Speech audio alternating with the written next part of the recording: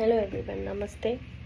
आज हम बात करेंगे 1 साल से बड़े बच्चे के या फिर 1 साल तक के बच्चे के। जैसे कि आपको पता है, आप 1 साल तक अब बच्चे के साथ रह चुके हैं, तो आपको बहुत सारी चीज़ें पता चल जाती है कि आपका 1 साल का बच्चा कैसा क्या रिएक्ट करेगा, नहीं करेगा, किस चीज़ कहाँ दर्द हो रहा है, किस चीज़ के कारण रोएगा, नहीं रोएगा, क्यों परेशान है। क्योंकि बहुत बार ऐसे होते हैं लोग, जैसे वो बोलते हैं बस भूख लगा है इसीलिए आपका बच्चा रो रहा है। ऐसा नहीं है कि सिर्फ भूख लगता है तभी बच्चे रोते हैं। बच्चों के रोने के बहुत सारे रीज़न्स होते हैं, आप समझ लो तो बहुत बार उसके बैक पे एक्नेज़ हो जाते हैं, फिर उस रैशेज़ हो जाते हैं जिस कारण से बच्चा रोता है।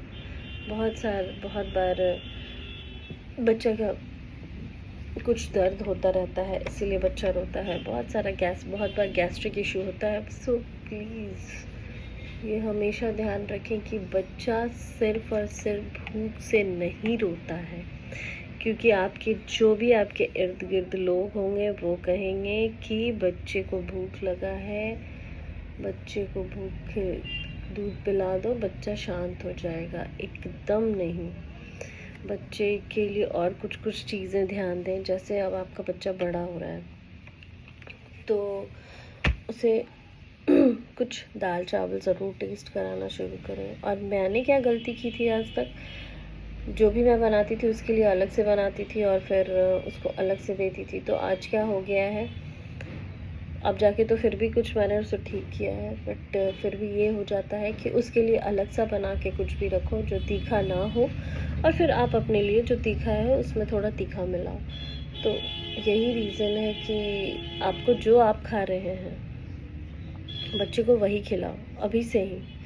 कोई बात नहीं, थोड़ा तीखा आप बना लो, थोड़ा तीखा ही खिलाओ, थोड़ा टाइम में बच्चे एडजस्ट हो जाते हैं। बट मेरी गलती ये हुई, एक तो सबसे बड़ी गलती ये हुई कि हाँ, जब भी खाता था तो मैं हाथ में फ़ोन दे देती थी। ऐसा नहीं है, बच्चे आप उसे जैसे आदत डालोगे वो वैसे करते हैं। वो हम लोग अपने सहूलियत से थोड़ा बच्चों को हाथ में फ़ोन दे देते हैं कि वो थोड़ा बिज़ी होके एक जगह स्टेबल होके खा लें। और ये बात सही है कि वो स्टेबल होके खाते हैं, क्योंकि मैंने अभी बहुत सारे लोगों को देखा है जो नीचे घूम रही हैं, पूरे कॉलोनी में घूम रही हैं, पूरे सोसाइटी में घूम रही हैं बच्चे को खाना खिलाने के लिए। तो वो बहुत बार वो ऑकवर्ड हो जाता है कि मतलब 10 लोग इधर उधर से आ रहे हैं, आपके बच्चे को देख रहे हैं, आप खाना खिला रही हैं।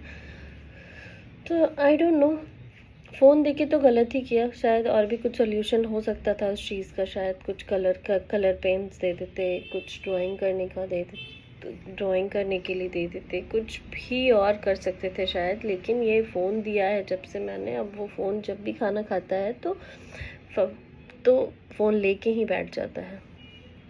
ये गलती मेरे से हुई थी, जो आप लोग ना करें तो शायद बहुत अच्छा होगा। और दूसरी बात और ये है कि सिर्फ सिर्फ ऐसा आप इस चीज़ पे ना ध्यान दें कि हाँ